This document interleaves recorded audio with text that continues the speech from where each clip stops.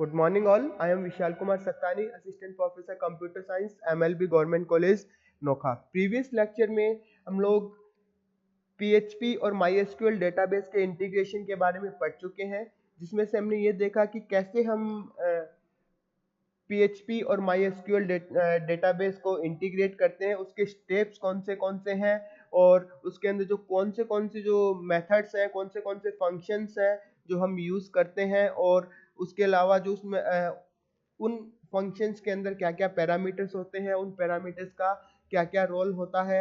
इसके अलावा जो आपके जो यूज़र जिस भी एसक्यूएल क्वेरी को एग्जीक्यूट करना चाहता है उसको कैसे सर्वर के पास में सबमिट करेगा, कैसे सर्वर जो उसको रिप्लाई करेगा उसको अपने जो अपने एप्लीकेशन अपने प्रोग्राम के अंदर उसको यूज़ करेगा, इन सब के बारे में हम पहले डिस्कस कर चुके हैं।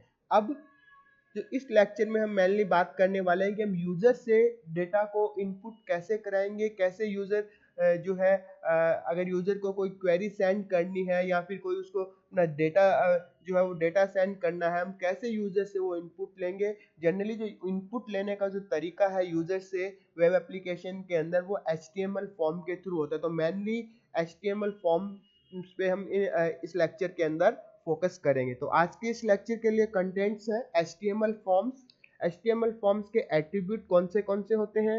इसके अलावा जो HTML फॉर्म के अंदर मेथड यूज करते हैं, गेट पोस्ट मेथड, और एक एग्जांपल की हेल्प से उसको लर्न करेंगे। तो बात करते हैं HTML फॉर्म्स की। तो बेसिकली HTML फॉर्म्स हम तब यूज करते हैं जब यूजर कोई वेबसाइट विजिट करता है और हमें यूजर का डेटा जो है वो उसको हमें यूजर से इनपुट कराना है। जैसे कि उसकी रजिस्ट्रेशन डिटेल्स हो सकती हैं, रजिस्ट्रेशन डिटेल में यूजर का नेम हो सकता है, उसका ईमेल एड्रेस हो सकता है, उसकी क्रेडिट कार्ड डिटेल्स हो सकते हैं, उसके मोबाइल नंबर हो सकते हैं, उसका एड्रेस हो सकता है। ये कुछ बेसिक डिटेल्स हैं जो हमें यूजर से जब भी यूजर कोई साइट को विजिट करता है तो यूजर से हमें बेसिक डिटेल्स जनरली हम उससे इनपुट करवा सकते हैं। तो जैसे ही हम यूजर से जो ये बेसिक डिटेल इनपुट करवाते हैं वो एक HTML फॉर्म के थ्रू होती है, और HTML फॉर्म में जैसे यूजर उस डेटा को उस इनपुट डिटेल को फिल करके सबमिट करता है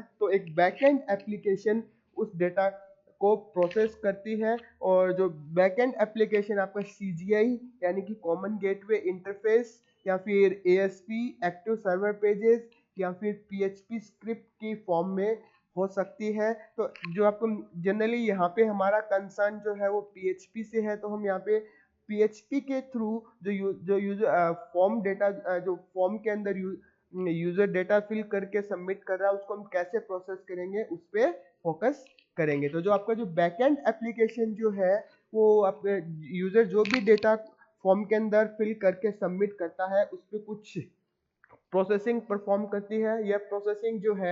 यह प्रोसेसिंग उसके अंदर जो डिफाइन जो बिजनेस लॉजिक है उसके अकॉर्डिंग हो सकती है। तो बिजनेस लॉजिक का मतलब ये है कि उसको उस डेटा पे क्या एक्शन लेना है, उस डेटा को डेटाबेस के अंदर स्टोर करना है, या फिर अगर जैसे कि यूजर की अगर कोई क्वेरी सबमिट होती है तो उस क्वेरी को उसको कैसे रिप्लाई करना है। ये सब एक्शन जो है वो एप्लीकेशन जो भी जिस भी पर्पज से वो एप्लीकेशन बैकएंड एप्लीकेशन डिजाइन की गई है उसके अकॉर्डिंग होता है।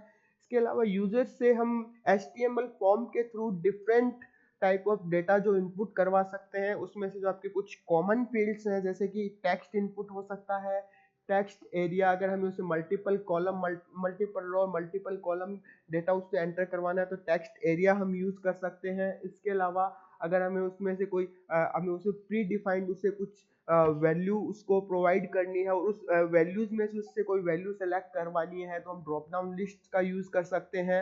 अगर हमें कुछ हमारे पास में मल्टीपल ऑप्शंस हैं और मल्टीपल ऑप्शन में से किसी एक ऑप्शन को सेलेक्ट करवाना है, जैसे कि हम उस यूजर का जेंडर फिल करवाना चाहते हैं मेल और फीमेल में से कोई एक, तो वो हम रेडियो बटन्स का यूज कर सकते हैं। इसके अलावा अगर हमें यूजर से मल्टीपल वैल्यूज को सेलेक्ट करवाना है तो उसके लिए हम चेक बॉक्सेस को यूज कर सकते हैं। जैसे कि यूजर के पास में कार भी है, यूजर के पास में बाइक भी, अगर हम उससे एक यूजर दोनों को बाइक और कार दोनों है उसके पास में, तो अगर हम उससे दो ऑप्शन सेलेक्ट कर तो हमें उससे जो दो वैल्यू सेलेक्ट करवानी पड़ेगी वो हम रेडियो बटन्स की हेल्प से नहीं कर सकते, उसके लिए हमें चेक बॉक्स को यूज करना पड़ेगा। तो ये डिफरेंट इनपुट जो है वो हम HTML फॉर्म के डिफरेंट इनपुट एलिमेंट से यूजर से एंटर करवा सकते हैं। तो HTML फॉर्म के अंदर बहुत सारे उसके एट्रीब्यूट्स होते हैं। तो एक जो जनरल सिंटैक्स की अगर हम बात करें तो उसके अंदर हम एक्शन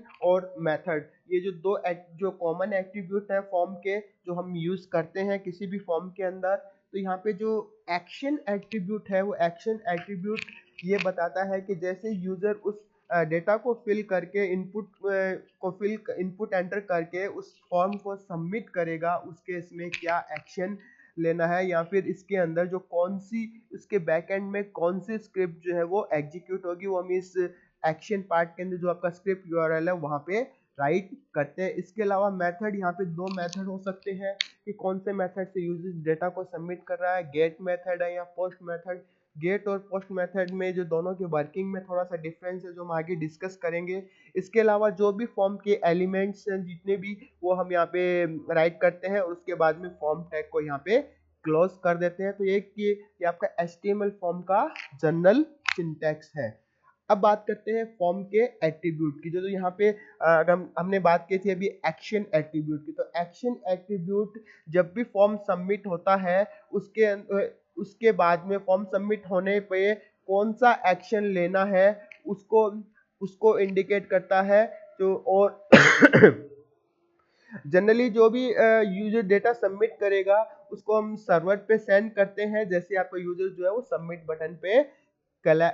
बटन पे क्लिक करता है। तो अगर अगर एक्शन एट्रीब्यूट को हम स्किप कर देते हैं तो उस केस में जो आपका जो भी एक्शन जो होता है वो ऑटोमेटिकली करंट पेज, जो आपका करंट पेज होता है, उसका जो टारगेट होता है वो करंट पेज होता है। तो जैसे ही अगर यूजर कोई भी एक्शन वहां पे मेंशन नहीं करता, उसको एक्शन पार्ट को, एक्शन एट्रीब्यूट को स्किप कर देता है, तो उस केस के अंदर जैसे सबमिट बटन पे क्लिक करेगा तो आपका फिर से उसके बाद में जो फिर से वही जो आपका करंट पेज है वो ओपन होगा। उसके बाद में जो मेथड यहाँ पे जो मेथड ये स्पेसिफाई करता है कि कौन सा मेथड हम डेटा को सबमिट करने के लिए यूज कर रहे हैं।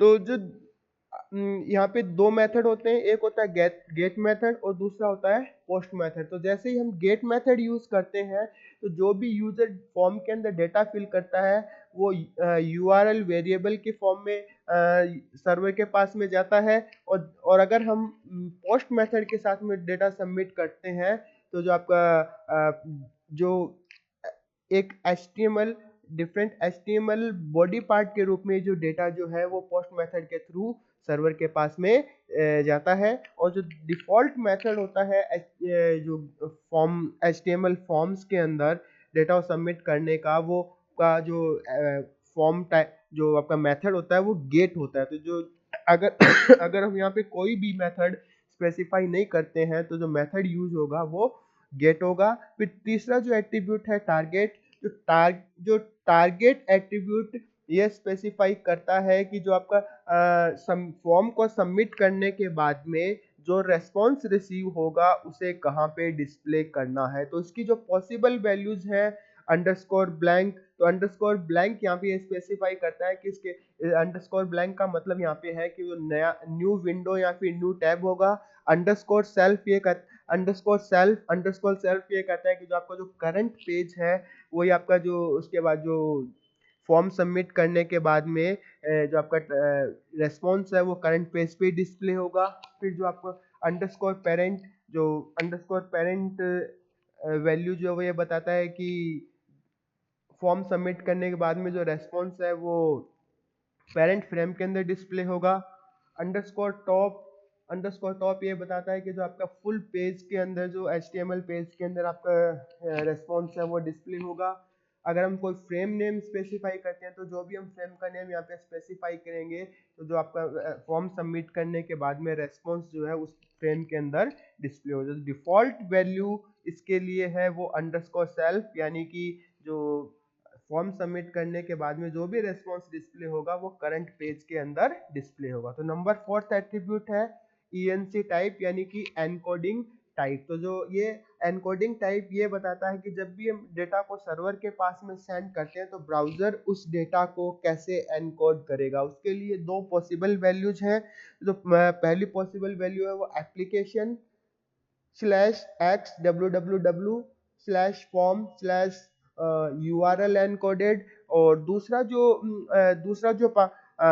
दूसरी वैल्यू है वो ये multipart slash form hyphen data. तो जो दूसरी वैल्यू है multipart slash form hyphen data, ये सिर्फ और सिर्फ पोस्ट मेथड के लिए वर्क करती है। और गेट मेथड जो गेट मेथड होता है, तो गेट मेथड के अंदर application slash x hyphen www hyphen form hyphen URL encoded जो है वो ये वैल्यू एनकोडिंग के लिए यूज की जाती है। तो जो आपका बेसिकली ये इंडिकेट करता है कि जो गेट मेथड जब भी हम यूज करेंगे तो जो डेटा जो है वो URL वेरिएबल्स की फॉर्म में सर्वर के पास में जाएगा। उसके बाद में जो पांचवा एट्रीब्यूट नेम, ये आपके फॉर्म के नेम को स्पेसिफाई करता है। विद छठा एट्रीब्यूट REL, जो आपका जो भी यहाँ पे अगर हम कोई भी लिंक रिसोर्स यहाँ पे स्पेसिफाई करते हैं तो लिंक रिसोर्स और करंट डॉक्यूमेंट के बीच में क्या रिलेशनशिप है, ये REL एट्रीब्यूट बताता है। फिर जो सातवां एट्रीब्यूट है ऑटो कंप्लीट, जो ऑटो कंप्लीट ये स्पेसिफाई करता है कि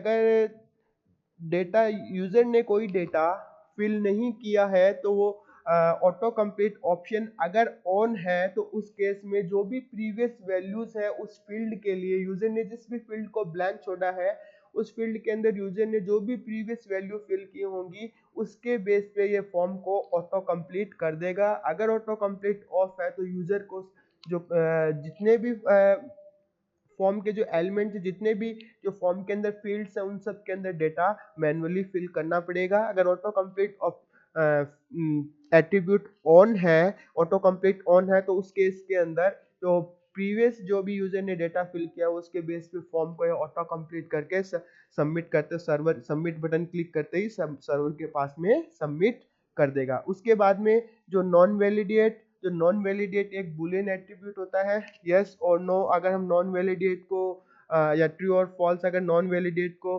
अगर हम ट्रू कर देते हैं तो जो फॉर्म सबमिट होने से पहले फॉर्म डेटा को वैलिडेट किया जाता है। उसके बाद में जो डेटा को सर्वर के पास में सेंड किया जाता है। अगर नॉन वैलिडेट फॉल्स है, इसका मतलब जो आपका डेटा जो है उसको वैलिडेट सबमिट करने से पहले नहीं किया जाएगा। फिर जो आपका नाइन्थ एट्रीब्यूट है एक्सेप्ट हाइफन कैर सेट, जो एक्सेप्ट हाइफन कैर सेट जो है वो जो भी डेटा को हम सबमिट करते हैं उसके लिए कैरेक्टर एनकोडिंग को स्पेसिफाई करता है। तो कैरेक्टर एनकोडिंग के लिए वैसे तो बहुत सारी वैल्यूज पॉसिबल है, उनमें से कुछ कॉमन वैल्यूज है UTF-8 जो कि यूनिकोड के लिए होता है। तो जो सेकंड है वो ISO-8859-1 जो कि लैटिन अल्फाबेट के लिए कैरेक्टर एनकोडिंग है। जो डिफॉल्ट यूज होता है वो UTF-8 होता है, यानी कि यूनिकोड बाय डिफॉल्ट यूनिकोड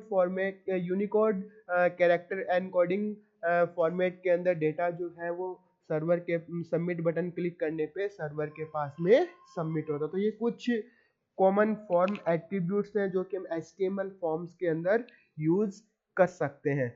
अब बात करते हैं गेट और पोस्ट मेथड की। तो गेट और पोस्ट मेथड के अंदर क्या डिफरेंस है। तो जो अगर हम गेट मेथड यूज करते हैं तो जो गेट मेथड जो है वो डेटा वो जो भी यूजर डेटा सबमिट करता है फॉर्म के अंदर उसको URL के साथ में अपेंड कर देता है। और URL के साथ में अपेंड करने का तरीका होता है नेम वैल्यू पेज। तो नेम यहाँ पे फॉर्म के अंदर जो भी हम एलिमेंट्स यूज करते हैं उस इनपुट एलिमेंट यूज कर रहे हैं उन इनपुट एलिमेंट के लिए जो नेम है वो उसके जो यहाँ पे नेम होगा, और जो वैल्यू यूजर यहाँ पे फिल कर रहा है वो उसकी वैल्यू होगी। तो नेम वैल्यू पेयर की फॉर्म में जो फॉर्म डेटा को यह URL के साथ में अपेंड कर देता है। इसके अलावा जो URL की जो लेंथ है वो लिमिटेड होती है, जनरली मैक्सिमम लेंथ 2048 कैरेक्टर्स होती है।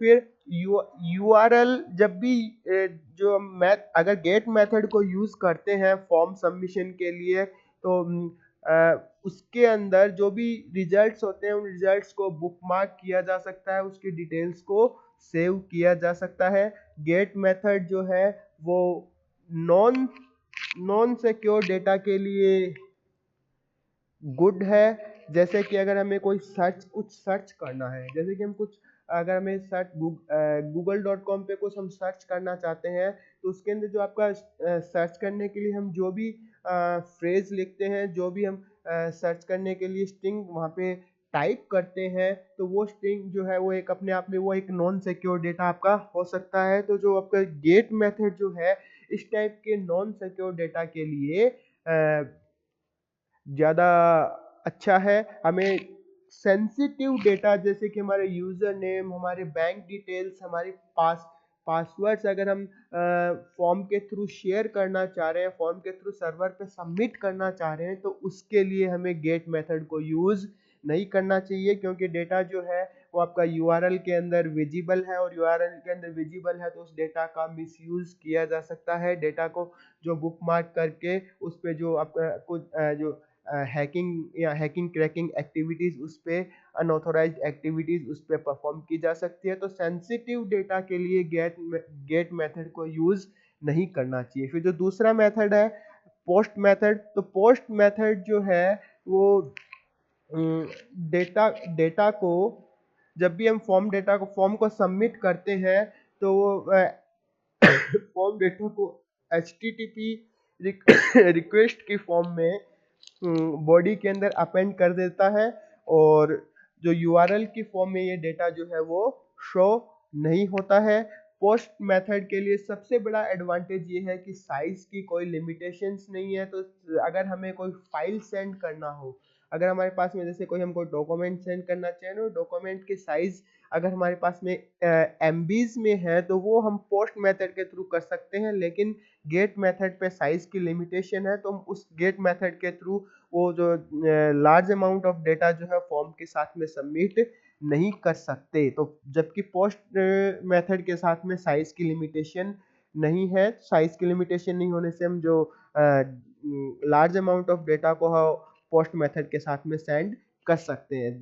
फिर जो नेक्स्ट पॉइंट ये है कि पोस्ट मेथड के थ्रू हम जो भी डेटा सबमिट करते हैं उसको बुकमार्क नहीं किया जा सकता। अगर बुकमार्क नहीं किया जा सकता तो डेटा का जो मिसयूज जनरली पॉसिबल नहीं होता। और जब भी हम सेंस इसलिए इसी वजह से कि आपका जो डेटा जो फॉर्म डेटा जो है वो यूआरएल के साथ में डिस्प्ले नहीं होता, तो इसी वजह से जब भी हम सेंसिटिव डेटा को सेंड करते हैं सर्वर के पास में, जैसे कि हमारी कोई personal information, password, bank details, ये सब जो अगर हम शेयर कर रहे हैं फॉर्म के थ्रू, तो हमें पोस्ट मेथड को यूज करना चाहिए। तो जो ये आपका गेट और पोस्ट मेथड, तो जो यहाँ यहाँ से हम ये कंक्लूड कर सकते हैं कि नॉन सेंसिटिव डेटा को सेंड कर रहे हैं तो गेट मेथड जो है वो उसको यूज करना चाहिए। और अगर हमारे पास में जो डेटा को अगर हमारे पास जो डेटा जो सेंड कर फॉर्म डेटा जो हम सबमिट कर रहे हैं सर्वर के पास में,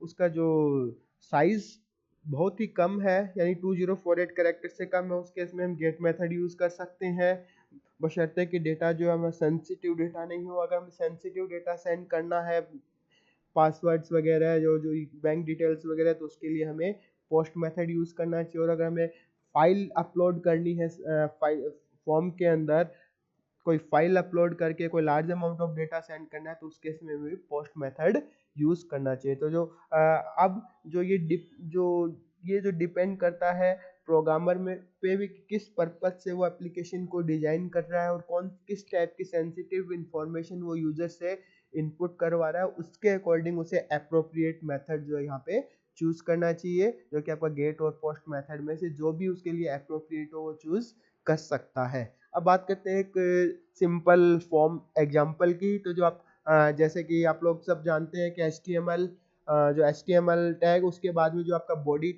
टैग के अंदर जो भी HTML फॉर्म के अंदर जो भी डेटा होता है वो हम सब बॉडी टैग के अंदर ही जो भी पेज के अंदर जो भी कंटेंट डिस्प्ले होगा सब बॉडी पार्ट के अंदर होता है। तो जब फॉर्म डिजाइन करें यहाँ पे फॉर्म, और एक्शन जो है, एक्शन के लिए यहाँ पे एक स्क्रिप्ट मेंशन की है वेलकम डॉट php। तो जैसे यूजर फॉर्म को सबमिट करेगा तो वो आपका जो वेलकम डॉट php स्क्रिप्ट के ऊपर इसको रिडायरेक्ट कर देगा। और मेथड हम यहाँ पे गेट यूज कर रहे हैं। तो जैसे हम गेट मेथड यूज करेंगे तो गेट मेथड यूज करते ही जो गेट मेथड के थ्रू डेटा जो सबमिट होगा, और यहाँ पे इनपुट इनपुट इनपुट के अंदर जो पहला type is equal to text name, उसका जो नेम हम उसका जो नेम ही यूज कर रहे हैं, इसका जो फील्ड का नेम। और उसके बाद में ईमेल के लिए भी इनपुट टाइप टेक्स्ट और नेम भी उसके लिए ईमेल यूज कर रहे हैं। और जो आपका नेक्स्ट जो आपका सबमिट बटन के लिए input type is equal to submit. और लास्ट में जो आपका हम फॉर्म टैग को यहाँ पे क्लोज कर देंगे। इसके बाद में बॉडी यहाँ पे बॉडी टैग को क्लोज कर दिया, और लास्ट में जो HTML टैग को क्लोज कर दिया। तो जैसे ही हम इसको एग्जीक्यूट करवाएंगे, तो एग्जीक्यूट करवाने के बाद में हमने यहाँ पे नेम के अंदर यूजर ने इनपुट किया विशाल, और ईमेल के अंदर इनपुट किया vishal@gmail.com। जैसे ये सबमिट बटन पे क्लिक करेगा तो हम यहाँ पे देख सकते हैं कि वेलकम डॉट php, और जो आपका ये URL यहाँ पे जो मेंशन है, इस URL के अंदर हम ये देख सकते हैं कि जो आपका गेट मेथड यहाँ पे यूज किया हुआ है। तो जो भी यूजर डेटा सेंड कर रहा है नेम, तो नेम इज इक्वल टू विशाल। तो ये जो आपका नेम वैल्यू पेयर के फॉर्म में URL के साथ में ये डेटा अपेंड होकर सर्वर के पास में सबमिट होता है। और उसके बाद में जो ईमेल के अंदर में देख सकते हैं कि विशाल, और यहाँ पे %40 वो बेसिकली @ के लिए एनकोडिंग है, और gmail.com जो आपका यहाँ पे gmail.com जो राइट किया हुआ है। तो ये डेटा जो है URL के साथ में अपेंड होकर सबमिट होता है। और उसके बाद में जो वेलकम विशाल और ये मैसेज यहाँ पे डिस्प्ले होगा। तो आज के इस लेक्चर में हम लोगों ने डिस्कस किया कि HTML फॉर्म क्या होता है, HTML फॉर्म के डिफरेंट एट्रीब्यूट्स क्या क्या है, HTML फॉर्म के डिफरेंट एट्रीब्यूट्स को हम कैसे यूज कर सकते हैं, उनका मीनिंग क्या है, गेट और पोस्ट मेथड के अंदर क्या डिफरेंस है, और और हम एक HTML फॉर्म को कैसे डिजाइन करके और यूजर के जो सर्वर के पास में यूजर डेटा को सबमिट करते हैं। Thank you.